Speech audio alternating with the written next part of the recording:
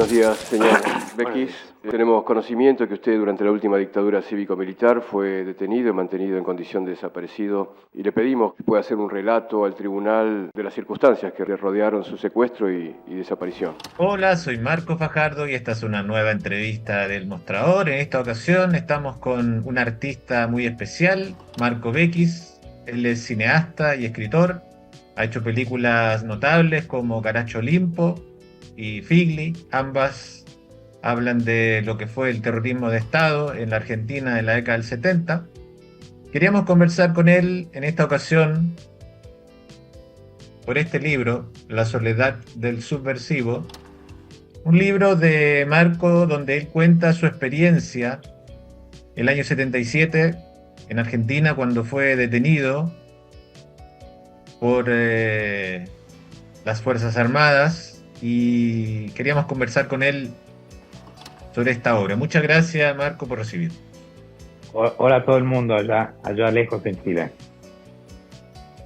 Bueno, este libro es bastante conmovedor. Tú cuentas tu experiencia como hijo de un alto ejecutivo empresarial que pudo escapar de las garras, digamos, de un campo de concentración en el centro de Buenos Aires. Una vivencia que te marcó de por vida. Y bueno, tú en el libro cuentas cómo surgió este libro, pero quería que lo pongas tú en tus palabras. De alguna forma ya introdujiste mi historia. Cuando tenía 20 años era un militante de grupos de izquierda en la Argentina y fui secuestrado, torturado y bueno, arriesgué, digamos, de terminar a ser uno más de los miles y miles de desaparecidos argentinos, como así hubo miles de desaparecidos en Chile. Tuve la suerte de sobrevivir, pero de alguna manera mi vida de esa forma cambió radicalmente, y a partir de aquel entonces es como si hubiera habido un antes y después de esa catástrofe personal, porque fue una catástrofe el hecho de haber sentido la culpa de sobrevivir, ¿no?, frente a los demás que no sean más. Así que esa culpa que existe, que habita en cada sobreviviente, y lo digo hoy, que de sobrevivientes a las guerras estamos llenos, lamentablemente este tema nunca dejó de ser vigente. Como sobreviviente a aquella catástrofe, encontré la forma artística como una manera, digamos, de reparar, ¿no?, aquellas heridas mías y de tanta gente que no tuvo más noticias de sus queridos. Entonces, de alguna manera, el cine en un primer momento me sirvió como antídoto. Y mi obra que citaste antes, Caracho Limpo, del 99, es de alguna manera el punto central, el motivo por el cual yo empecé a hacer cine, ¿no? Dar testimonio a través del arte, que no es lo mismo que dar testimonio de manera más periodística. El libro fue a llenar otro vacío, que era el hecho de que en una película los actores se mueven en una escenografía, en un fondo, la figura y el fondo, y uno intuye las emociones de los personajes a través de sus movimientos, a través de sus acciones. Ese es el cine. Entonces me pregunté, bueno, ¿qué pensaba este personaje o estos personajes en estas situaciones? ¿Qué le pasaba en la cabeza? Que no es propiamente lo del cine, ¿no? Y entonces dije, para esto habría que escribir un libro. Y ahí empezó la idea de decirme, ¿qué le pasa a un personaje en esta situación, en este momento? ¿Cómo atraviesa su vida anterior hasta este momento de catástrofe, ¿no? Y sobre todo, ¿cómo sobrevive y cómo sigue viviendo a pesar de lo que pasó? Y cómo sobrelleva ese sentido de culpa de ser un sobreviviente, que es el mismo sentimiento que le ha pasado a los sobrevivientes de los campos de concentración de Auschwitz y de otros campos de concentración en el mundo entero que siguen existiendo ahora. Este es un poco el disparador de este libro. Yo no soy un escritor, me considero más un cineasta, o sea que puede ser que este sea dos libros en uno, el primero y el último. pero tampoco se puede decir. La escritura me dio una gran libertad también, porque en el cine uno, si quiere editar las escenas, tiene problemas de vestuarios, de peinados que no coinciden, si no quiere hacer un remontaje de una película. Sin embargo, en un libro es tan fácil, ¿no? Se reescribe un capítulo, se reescribe un parágrafo, y la escritura te da una enorme libertad. Si pudiera elegir cuál de mis talentos usar para seguir expresándome, elegiría la escritura, pero no soy un escritor. Ahora, tú cuentas hechos ocurridos hace casi medio siglo. ¿Cómo haces tú hechos aparte reales que te ocurrieron a ti, que involucraron a otras personas, a tu familia, a tus amigos? ¿Cómo fue la reconstrucción para este libro? No sé, ¿hablaste con tus padres, hablaste con tus amigos, revisaste cartas? ¿Cómo fue para ser preciso, digamos, en todos los hechos que tú relatas? De alguna manera, bueno, desde aquel entonces yo escribo diarios, cuadernos. Escribo.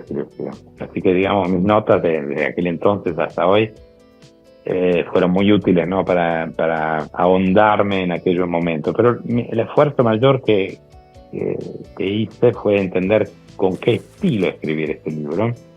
De alguna manera, el hecho de ponerme límites, justamente no siendo un escritor, los límites a un no escritor lo ayudan.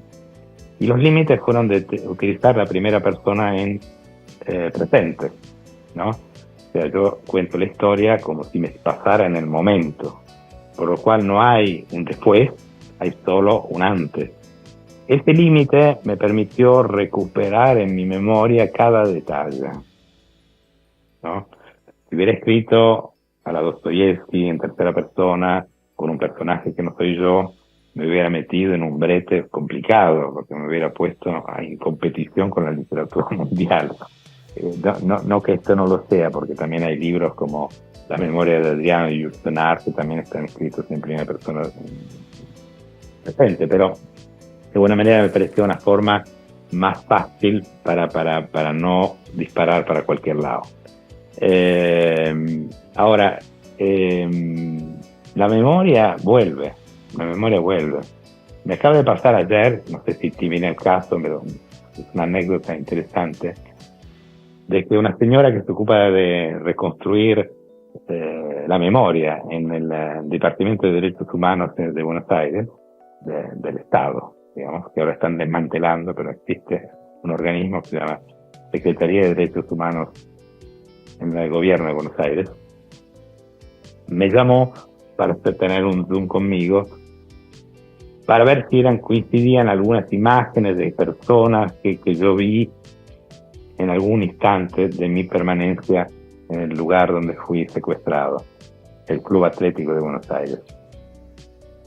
Y yo tenía en el libro, cuando yo encuentro a Muñeca, vos lo leíste, así que te lo puedo contar, al lado de ella hay un chico con una cara así asustada casi, que me mira como si yo fuera un extraterrestre, porque no entiende cómo yo recién llegué y puede ser que me estuviera yendo.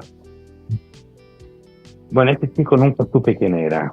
Y ayer a la noche, esta mujer me muestra esta foto y me dice, ¿no podría ser él? Y era él. Entonces, ¿cómo funciona la memoria? Si yo ayer lo reconocí y ahora me emociono. Ahora, tú tuviste la oportunidad de después de estos hechos, regresar a Argentina, regresar a Buenos Aires, ir al Club Atlético y también asistir a un juicio. ¿Cómo fue para ti esa experiencia de volver al lugar del crimen, digamos? Bueno, yo ya había dado varios testimonios en Italia, pero a distancia, ¿no? En los tribunales de Roma, por hechos acontecidos allá, como testigo, ¿no? De juicios que se intentaban contra militares, ya de la cúpula máxima, Videla, Macera, que también contra generales más específicos que mandaban, digamos, el territorio donde yo estuve secuestrado. por Messen, qué sé yo. Cuando me invitaron a ir a la Argentina a dar testimonio, entendí de que era muy diferente, porque me hubiera encontrado con los militares mismos que estaban presos. Afortunadamente en la Argentina la justicia hizo paso de gigante en relación a Chile, por ejemplo. Y de alguna manera mi problema era qué me hubiera pasado a mí frente a ellos. Tampoco quería ir a hacer una escena muda o quebrarme, como decimos en Argentina, frente a ellos. Hubiera sido una humillación fuerte. Entonces fui con gran dificultad. Fue una decisión difícil de tomar, pero entendí que era un turning point, un punto importante de vuelta de mi vida, enfrentarme con ese tema frente a los mismos protagonistas, ¿no? de aquellos crímenes. Y como cuento en el libro, encontré una forma teatral de salir de este embrete, que fue la de pedirle a la presidenta del tribunal que me los indicara, porque yo estaba vendado y nunca hubiera podido reconocer a esa gente. Eran 20 señores de mayores de edad que me miraban como pensando si me conocían o no, porque me vieron tan poco tiempo en ese lugar que tampoco necesitaban,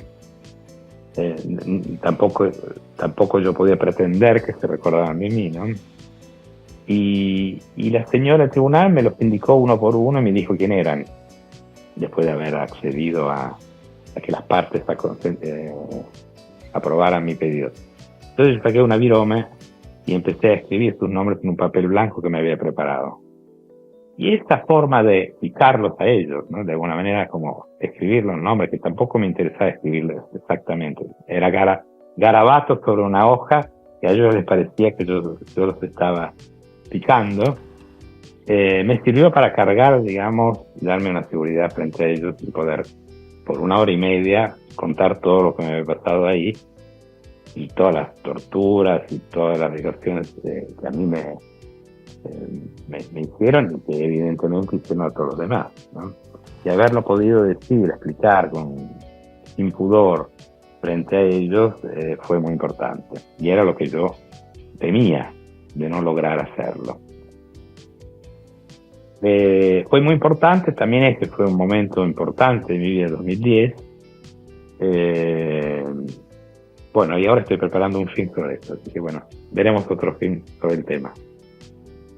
Ahora, para ir cerrando, actualmente tenemos en Argentina un gobierno que tiene unos tintes negacionistas. ¿Cómo podemos enfrentar ese fenómeno que también se repite en Chile? Bueno, yo creo que la justicia no es nada de perfecto, la justicia de los hombres, pero lo mejor que hay para sanar heridas, ¿no? Cuando hablo de justicia, hablo de condenas. No hablo de perdón. El perdón no es ni pensable con gente que nunca se arrepintió. La base de la cuestión es ahí. Las comisiones sudafricanas, cuando hicieron juicios contra los torturadores sudafricanos, encontraron otra manera, ¿no? Los pusieron sobre un palco y le dijeron: ustedes confiesen todo lo que hicieron, nombres, apellidos y todo lo que sea. Siempre había alguien que levantaba la mano: te olvidaste de mí.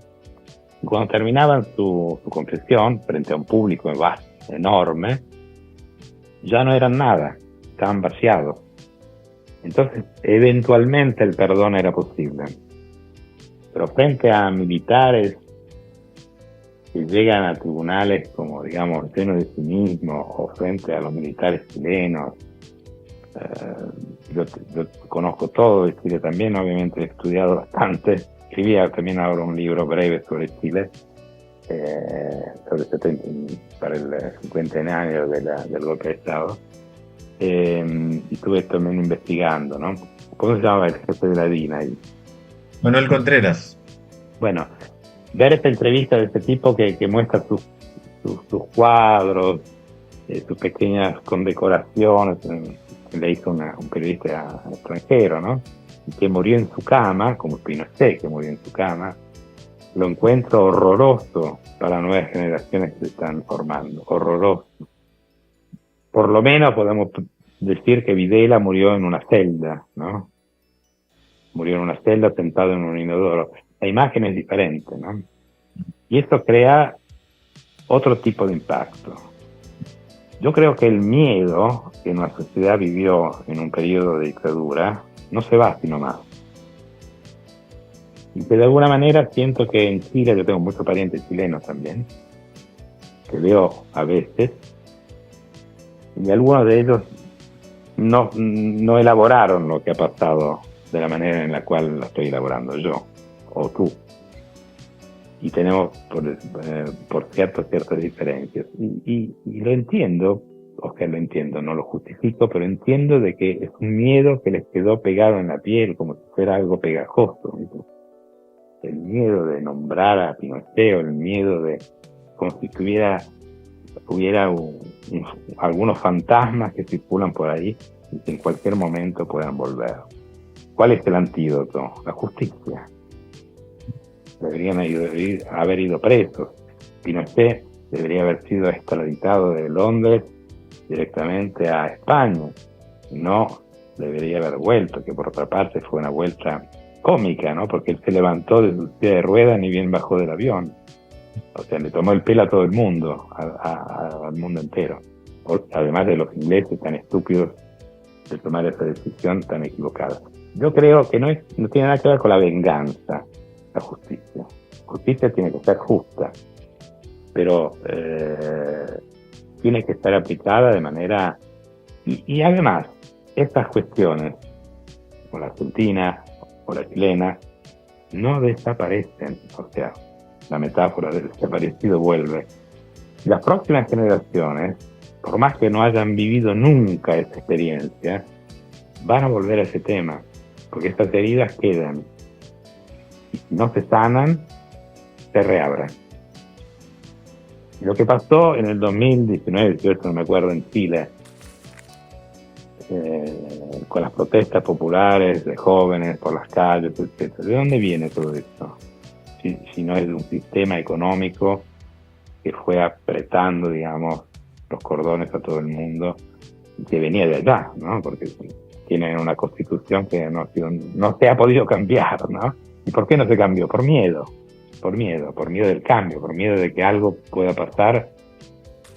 Inclusive, digamos, si el 70% votó contra la Constitución, que por ahí no era la perfecta Constitución del mundo, es porque flota un miedo enorme. Bueno, Marco, te agradezco muchísimo por tu tiempo y esperamos con ansias las nuevas obras que nos anunciaste.